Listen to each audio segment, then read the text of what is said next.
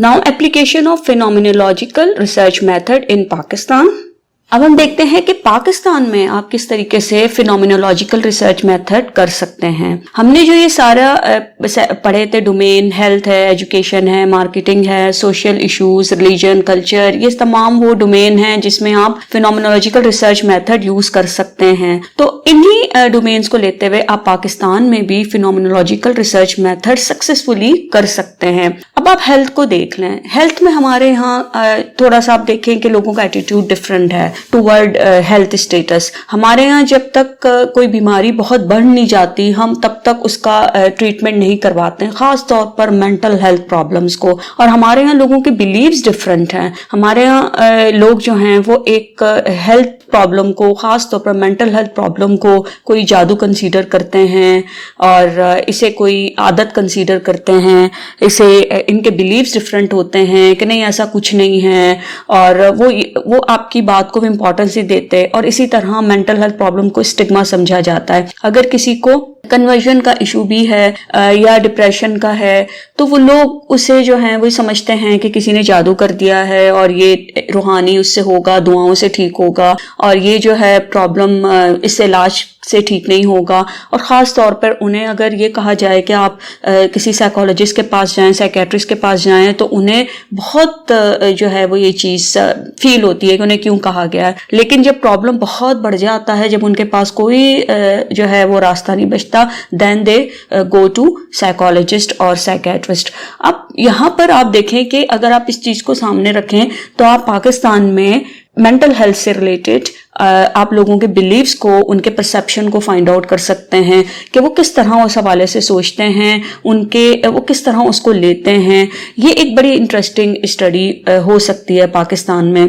इसी तरह हेल्थ से अगर रिलेटेड अगर हम बात करें तो एक प्रॉब्लम है ड्रग अब्यूज प्रॉब्लम का। इस प्रॉब्लम से रिलेटेड भी आपको लोगों के डिफरेंट बिलीव्स और उनके परसेप्शन और उनकी फीलिंग्स के हवाले से आप जो है वो एक्सप्लोर कर सकते हैं। यहाँ भी बड़ा डिफरेंट मामला है, क्योंकि हमारे यहाँ ड्रग अब्यूज प्रॉब्लम को लोग जो हैं एक आदत, खराब आदत समझते हैं। हमारे यहाँ ड्रग एडिक्ट्स के बहुत से नाम हैं जो हमने उनका मजाक बनाने के लिए रखे होते हैं और हम उन नामों से इन्हें पुकारते हैं। हम में से बहुत से लोग कहते हैं ये ढीठ है, ये स्टबन है, और कामचोर है, और दीन से दूरी है, इसको दीन की समझ नहीं है, और बिगड़ा हुआ है।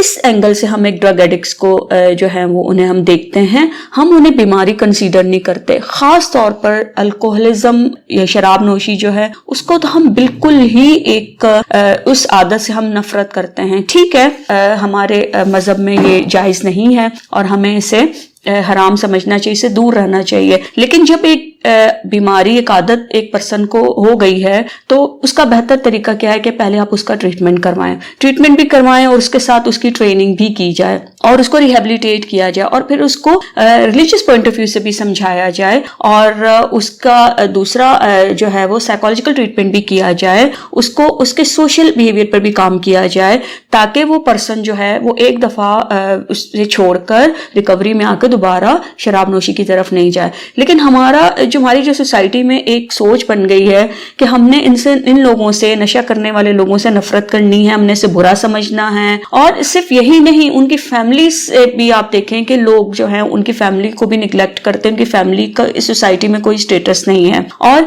एक बड़ा स्टिग्मा इसके साथ अटैच है। तो आप यहाँ भी लोगों के बिलीव्स को, उनके परसेप्शन को रूल आउट कर सकते हैं, इस पर स्टडी कर सकते हैं। आप ड्रग एडिक्ट की फैमिली को लेकर उन पर आप बात कर सकते हैं, उनके पॉइंट ऑफ व्यू से आप डिस्क्राइब कर सकते हैं प्रॉब्लम को। ये एक बड़ी अच्छी आपकी स्टडी हो सकती है। उनके परसेप्शन को देख सकते हैं आप, कम्युनिटी के एटीट्यूड के हवाले से आप जो हैं वो स्टडी कर सकते हैं फिनोमिनोलॉजिकल रिसर्च मेथड को अप्लाई करते हुए।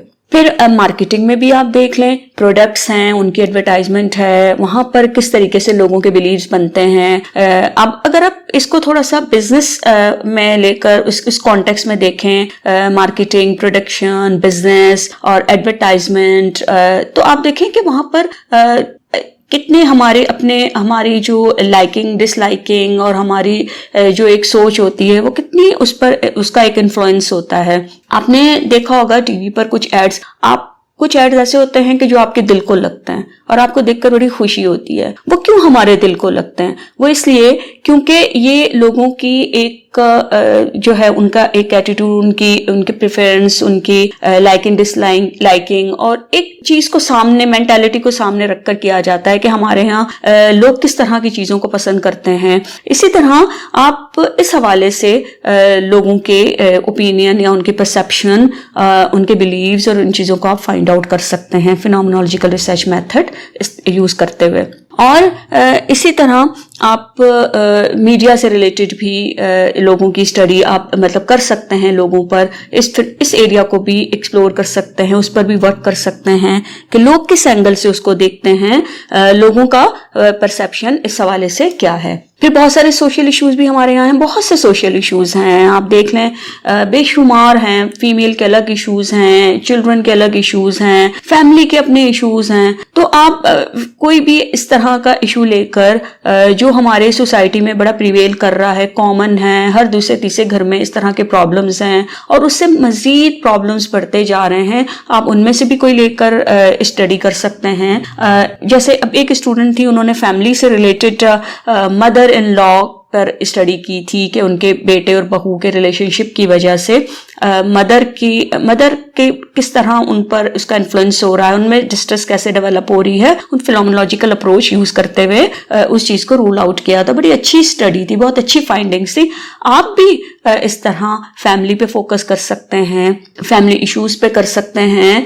आप अपने सोसाइटी में जो प्रॉब्लम्स हैं, सिग्निफिकेंट इश्यूज हैं, उस हवाले से आप जो हैं फिनोमेनोलॉजिकल रिसर्च मेथड कर सकते हैं। फिर इसी तरह रिलीजन है, हमारे यहाँ लोगों के डिफरेंट फिरके हैं, डिफरेंट वो लोग रहते हैं, तो लोग अपने उनके रिलीजियस बिलीव्स कैसे बनते हैं, किस तरीके से हैं, वो रिचुअल्स को किस तरीके से लेकर चलते हैं, वो अपने अपने फिरके के वाले से कैसे करते हैं। तो यहाँ पर अगर आप एक बात का ख्याल रखिएगा, अगर कभी आपने रिलीजन के हवाले से स्टडी करनी हो, कि यहाँ पर मकसद हमारा किसी फिरके को या किसी ग्रुप को हर्ट करना नहीं है या उसकी बुराइयां बयान करना नहीं होता। हमारा यहाँ मकसद ये होता है कि हम सिर्फ ये देखते हैं कि ये जो रिलीजियस बिलीव्स हैं या जिस तरह लोग इन रिचुअल्स की तरफ आते हैं, उनको सेलिब्रेट करते हैं, वो क्यों करते हैं, किस तरह करते हैं, उनके इस हवाले से उनकी क्या सोच है। इसी को लेकर आप आगे जादू टोना है, तावीज है, हमारे यहाँ ये भी एक बड़ा प्रॉब्लम है। आप इसको भी, ये भी इसी में आ जाता है, तो कल्चर और रिलीजन और इससे रिलेटेड होता है।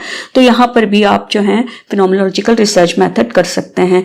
फिर कल्चर को ले लें, हर कल्चर की अपनी कुछ होती हैं, उनकी कैरेक्टरिस्टिक्स होती हैं, लेकिन ये एथनोग्राफी रिसर्च से डिफरेंट होगी, क्योंकि एथनोग्राफी रिसर्च में तो देखिए आप एक स्पेसिफिक ग्रुप को स्टडी करते हैं जो एक कल्चर से कल्चर कॉन्टेक्स्ट में कर रहे होते हैं, स्पेसिफिक उनका कल्चर स्टडी करते हैं। यहाँ पर आप कल्चर स्टडी नहीं कर रहे, यहाँ पर आपके पास एक डोमेन है कल्चर, उस कल्चर में से भी आपने एक फिनोमिनन को लिया और उसको लेकर फिर आप स्टडी कर रहे हैं, उससे रिलेटेड के क्या उसका परसेप्शन कैसे बनता है, वहां पर लोग उस हवाले से क्या सोचते हैं, क्या बिलीव्स हैं, किस तरह की चीजें सामने आ रही हैं।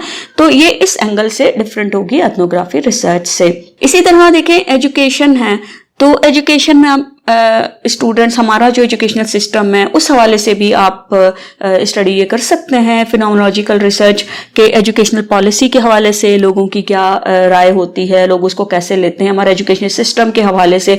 अब इसी तरह जो ऑनलाइन एजुकेशनल जो है वो हमारी लर्निंग हो रही है, तो इस पर भी आप जो हैं कुछ अर्से बाद जब ये हो जाएगा और आप इस काबिल होंगे और पास आउट हो जाएंगे, इस पर करना चाहें तो उस एंगल से भी आप स्टडी कर सकते हैं। और अभी जो एक्सपीरियंस्ड हैं रिसर्चर जो इस पर काम कर सकते हैं, तो वो इस ऑनलाइन एजुकेशनल सिस्टम से रिलेटेड भी वो जो है स्टडी कर सकते हैं कि ये किस तरीके से लोग इसको कैसे लेते हैं, इसको कैसे समझते हैं, यहाँ पर कौन से इश्यूज आ रहे हैं, इस हवाले से लोगों की फीलिंग्स क्या हैं, वो इसको किस एंगल से देखते हैं, अंडरस्टैंड करते हैं। तो आप पाकिस्तान में देखें, इसकी बहुत एप्लीकेशन है और ये रिसर्च होनी चाहिए।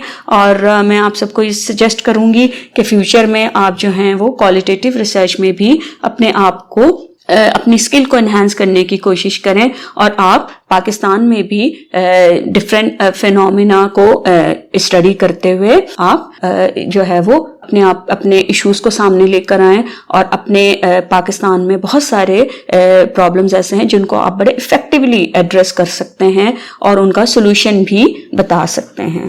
तो स्टूडेंट्स, ये थी फिनोमिनोलॉजिकल रिसर्च मेथड, फिनोमिनोलॉजी। अब आप देखें कि ये स्टडी अगर आप ओवरऑल देखें, इसके जो आपने कैरेक्टरिस्टिक्स पढ़ी, एडवांटेजेस डिसएडवांटेजेस पढ़े, इन सबको सामने रखते हुए आपको ये अंडरस्टैंडिंग हो गई होगी कि ये एक बड़ा इफेक्टिव रिसर्च मेथड है, एक अच्छा रिसर्च मेथड है जो आपको अंडरस्टैंडिंग आप डेवलप करता है लोगों से रिलेटेड, किसी फिनोमिनन से रिलेटेड, आपको ह्यूमन एक्सपीरियंसेस से रिलेटेड बड़ी एक रिच आपको एक डिटेल प्रोवाइड करता है। डीप इश्यूज को बहुत हैंडल करने में, उसको अंडरस्टैंड करने में आपको बहुत हेल्प करता है। ठीक है, इसके कुछ ड्रॉबैक्स भी हैं, वो हर रिसर्च मेथड के होते हैं, फिर भी आप ये रिसर्च मेथड इवन पूरी दुनिया में यूज होता है और पाकिस्तान में भी इसको सक्सेसफुली यूज किया जा सकता है, अप्लाई किया जा सकता है।